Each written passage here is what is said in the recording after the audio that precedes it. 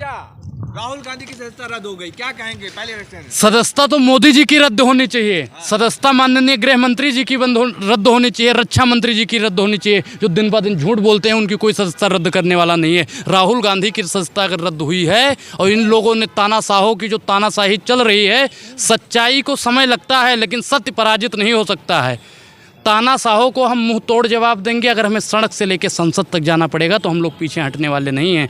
हम किसी पार्टी को सपोर्ट नहीं करते, लेकिन जब तक भारतीय जनता पार्टी इस देश में तानाशाही करती रहेगी तब तक हम लोग एक विपक्ष की भूमिका निभाते रहेंगे। और मोदी जी को राहुल गांधी से माफ़ी मांगनी पड़ेगी। इंडिया पत्रिका है, उसका सर्वे है, संसार के सबसे लोकप्रिय नेता है मोदी जी। अरे सदस्यता भैया, पोस्टर लगा देने से कुछ होता नहीं है। राजनीति करना मेरा मकसद नहीं, मेरा मकसद है इस तानाशाह की सूरत बदलनी चाहिए। पोस्टर लगा दो, मैं कह रहा हूँ कि आप देख लो मोदी जी का ही पोस्टर। इन्होंने जनता का सारा पैसा विज्ञापन पे लगा दिया और जनता ने हिसाब पूछा तो नेहरू बता दिया। ये सिर्फ और सिर्फ नेहरू ले आते हैं, फलाना ले आते हैं, ढिमकाना ले आते हैं, मुद्दों पे बात करने वाले नहीं हैं। ये मुद्दे सुनिए, राहुल गांधी से मोदी जी माफ़ी मांग लें, मोदी जी को हम आज माफ़ करेंगे।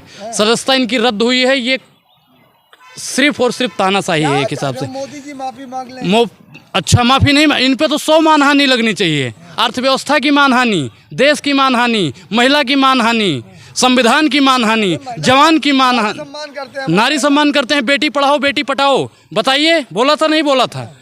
संविधान जिसकी सौगंध खा के माननीय प्रधानमंत्री बन गए, आज उस संविधान को भी दबाने की कोशिश कर रहे हैं।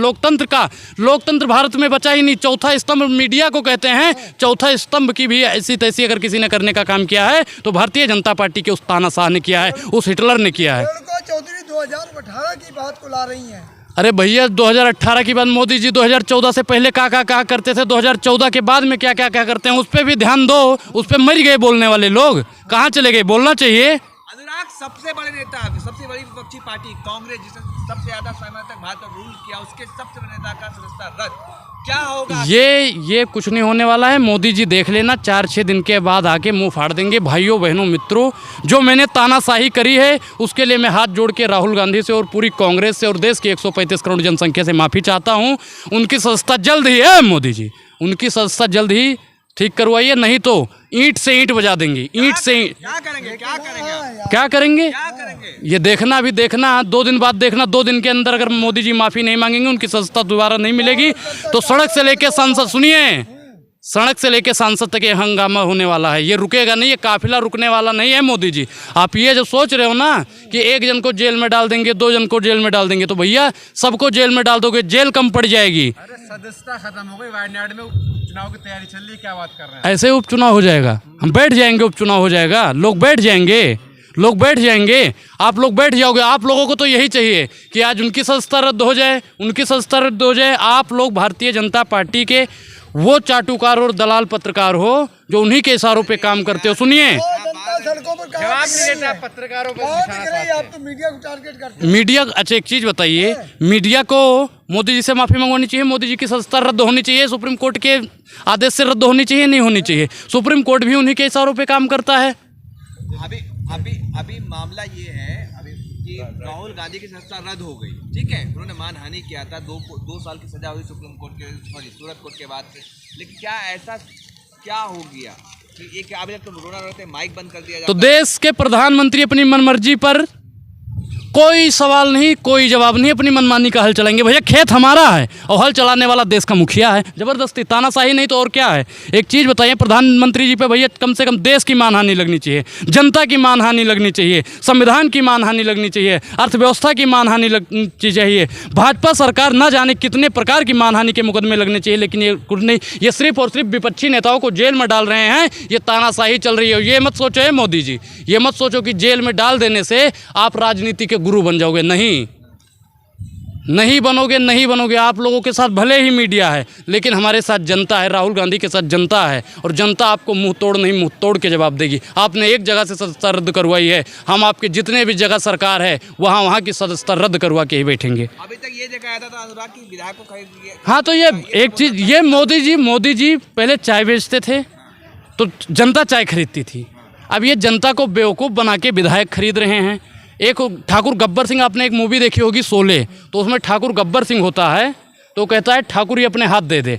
ठीक उसी प्रकार माननीय प्रधानमंत्री जी हो गए हैं, ठाकुर गब्बर सिंह की भूमिका निभा रहे हैं। वो कहते हैं राहुल गांधी अपनी पार्टी छोड़ के हमारी पार्टी में आ जाओ, संजय सिंह अपनी पार्टी छोड़ के हमारी पार्टी में आ जाओ, विपक्षी नेताओं से कहते हैं अपनी पार्टी छोड़ के हमारी पार्टी में आ जाओ, नहीं तो आपकी सदस्यता रद्द करवा देंगे, जेल में भिजवा देंगे। माननीय प्रधानमंत्री जी, ये घटिया हरकत है।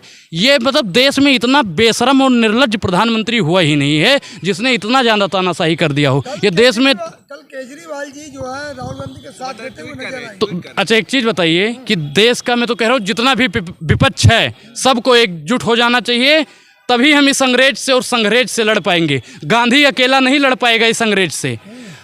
महात्मा गांधी जी थे, उनके पीछे लाखों करोड़ों की भीड़ हुआ करती थी। तो आज राहुल गांधी के पीछे जितने भी विपक्षी नेता हैं सबको एक साथ होना चाहिए और माननीय प्रधानमंत्री जी की ईंट से ईंट बजानी चाहिए। जनता उतरेगी सड़कों पर। जनता सड़क से लेकर संसद तक उतरेगी, आप लोगों के बहकावे में नहीं आएगी। भैया मीडिया पैनल वाले क्या दिखा रहे, राहुल गांधी ऐसे थे, राहुल गांधी वैसे थे, फलाना थे, ढिमकाना थे, और मोदी जी को कोई नहीं दिखा रहा कि ये तानाशाही है। हिटलर है मोदी जी, नहीं है? बताइए, मोदी जी हिटलर हैं नहीं है? प्रधानमंत्री हैं। देश, मैंने कब कह दिया वो चोर हैं? शब्दों की मर्यादा रखा। शब्दों की कौन सी मर्यादा रखे? 50 करोड़ की गर्लफ्रेंड बोल दिया तब शब्दों की मर्यादा कहाँ मर गई थी? सूबनखा बोल देते हैं तब शब्दों की मर्यादा कहाँ मर जाती है? कांग्रेस की विधवा बोल देते हैं तब शब्दों की मर्यादा कहाँ मर जाती है? जब बोल देते हैं कि जर्सी गाय तब मर्यादा कहाँ मर जाती है? आप लोग कहाँ मर जाते हो उस पर सवाल नहीं पूछते हो। आपको सिर्फ और सिर्फ एक ही व्यक्ति दिखाई देता है जो जितना चमकता है ना, लोग उसी से दूर रहते हैं, उसी को दबाने की कोशिश करते हैं। एक मड़ी होती है, कितना भी उसे दबा दोगे ना वो चमकती रहेगी। ठीक उसी प्रकार राहुल गांधी जी हैं, आप लोग उनको कितना भी दबा लो, राहुल गांधी दबने वाला नहीं है। लेकिन क्या होगा आगे, क्या होगा? क्या होगा? हम सड़क से संसद तक उतरेंगे। समित पात्रा तो बता रहे कि मीर जाफर है। अरे हाँ, समित पात्रा को भी माफ़ी मांगनी चाहिए, इस गोबर पात्रा को भी माफ़ी मांगनी चाहिए। अब ये मीर जाकिर बोल देते हैं तो इस पर माफ़ी मांगनी चाहिए, नहीं मांगनी चाहिए? इनके जितने भी भ्रष्ट और निर्लज्ज और बेशरम नेता भरे हुए हैं सब भारतीय जनता पार्टी में भरे हुए हैं, कोई उस पर बोलने को तैयार नहीं। एक बार आ गई ना सरकार, चने बेचोगे मोदी जी, चने। पहले चाय बेचते थे, चाय तो फिलहाल नहीं बेचते थे, जेब काटते थे रेलवे स्टेशन पे, और अब चने भी बेचने का मौका तुम्हें नहीं मिलेगा। हम तो कहते हैं विपक्ष, सुनिए, प्रज्ञा ठाकुर की बात मत कीजिए। कैसे बाहर निकालो राहुल गांधी को? अच्छा, उनकी राष्ट्रीयता पे सवाल उठा रहे हैं, जिनके पिताजी इस देश के लिए शहीद हुए, जिनकी दादी इस देश के लिए शहीद हुई, उनकी राष्ट्रीयता पे सवाल उठाने वाली प्रज्ञा ठाकुर, आपको शर्म नहीं आती? आपके पूर्वजों ने या भारतीय जनता पार्टी वालों ने कितनी बार देश के लिए क्या किया?